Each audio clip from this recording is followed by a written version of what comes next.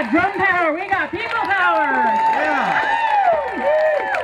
Thank you to Timo, Beckwith, and company there. Yeah. You weren't sweating before. You better be sweating now. I saw too many still bodies out there. I don't know what's wrong with you. Okay, coming up next, we have, representing Mothers for Peace, Jane Swanson. A nice, warm welcome for her, please.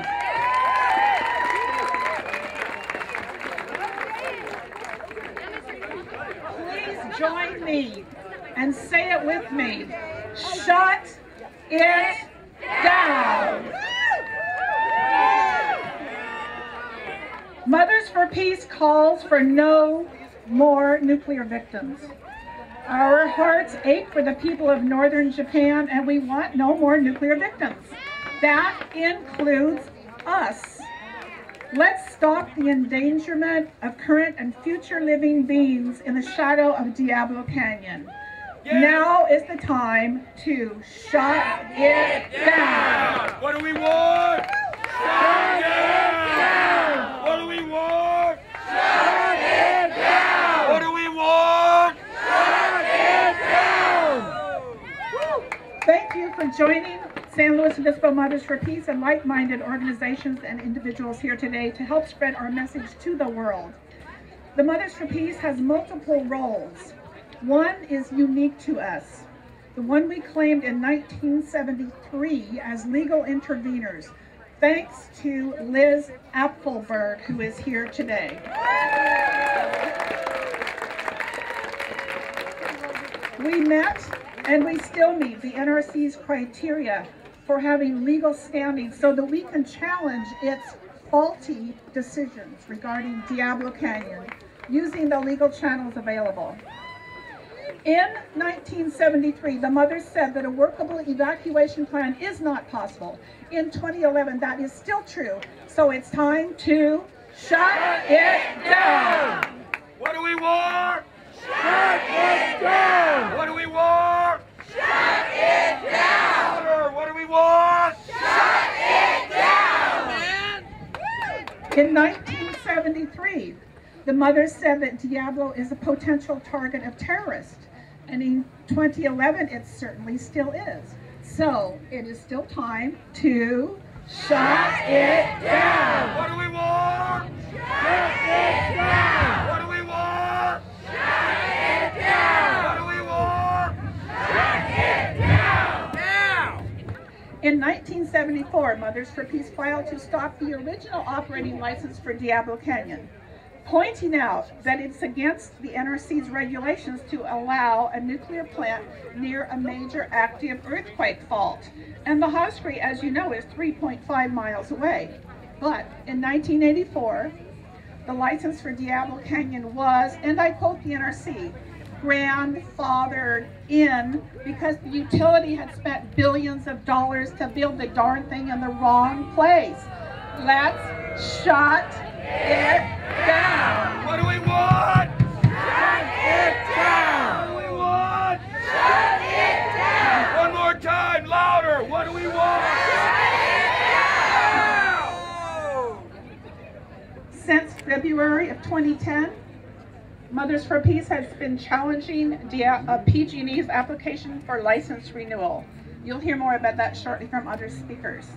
But for now, I'll just say if PG&E won't voluntarily withdraw its application for license renewal, at least until the seismic studies are done and peer-reviewed, and until the lessons are learned from the disaster at Fukushima, Japan, if they won't withdraw their application for license renewal voluntarily, then the decommissioning process should start, and we need to Shut it down.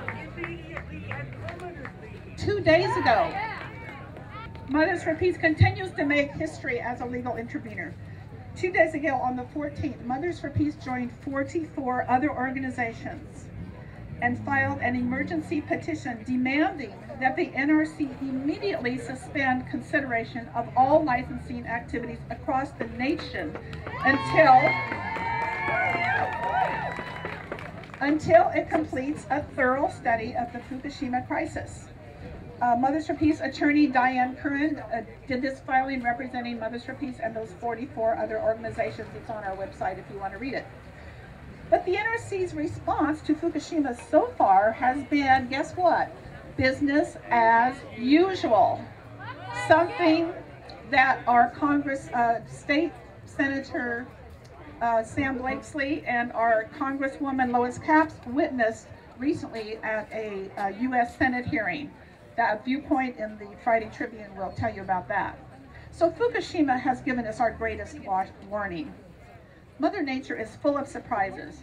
And this one's a little different because unlike our previous warnings, Chernobyl and 3 Mile Island, in this case, it's the spent fuel pools and not the reactors themselves that are the greatest source of radiation release.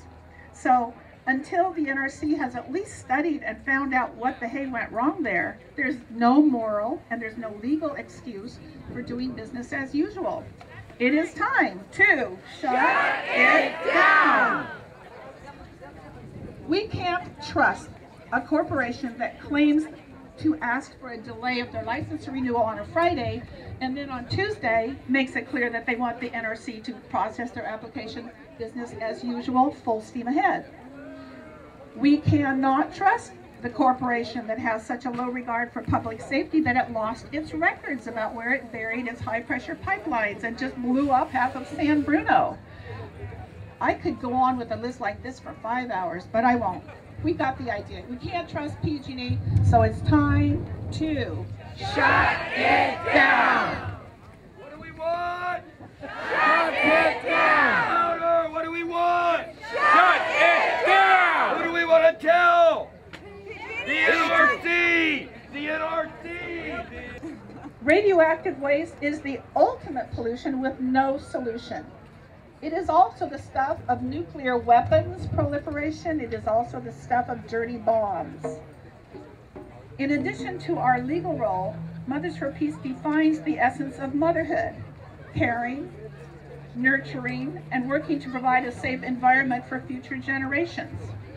Every one of you here today is a mother. It has nothing to do with biology. It has to do with values and the actions you take upon those values. We all hold life in high regard, and nuclear power is counter to our reverence for the living and our reverence for the planning. Since there is no such thing as a safe, clean nuclear power plant, and since we want no more nuclear victims, I conclude my remarks by thanking you for joining us in saying, again, shut it down! Shut it down! Shut it down! Thank you. Thank you, Jane. We're going to give a little factoid. Linda's going to give you some more information just to plug into your head here to be able to share with your friend. This is a factoid about the Mothers for Peace.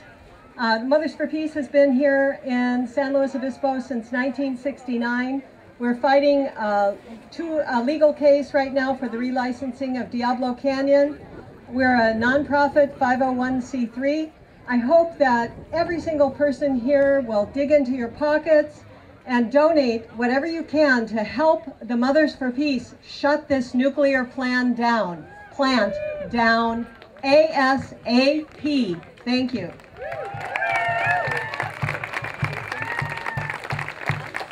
Okay, and with a word about renewable energy future, we've got Eveium. How's everybody doing? Yeah! My name's Eveium. I'm here today to share with you the future of San Luis Obispo County, the future of California, and the future of the world. That future is a renewable energy future. That future is a nuclear-free future. I am a renewable energy systems engineer working in San Luis Obispo County, funded by the state of California, to understand what resources we have here locally and how we build those renewable resources in our communities. The project is called SLOW RESCO. RESCO being Renewable Energy Secure Community, and that's what we want.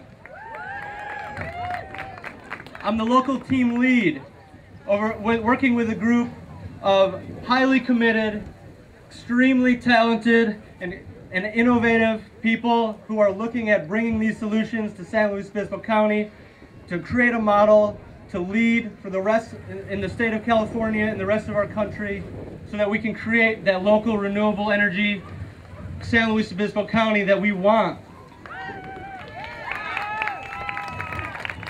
Thank you.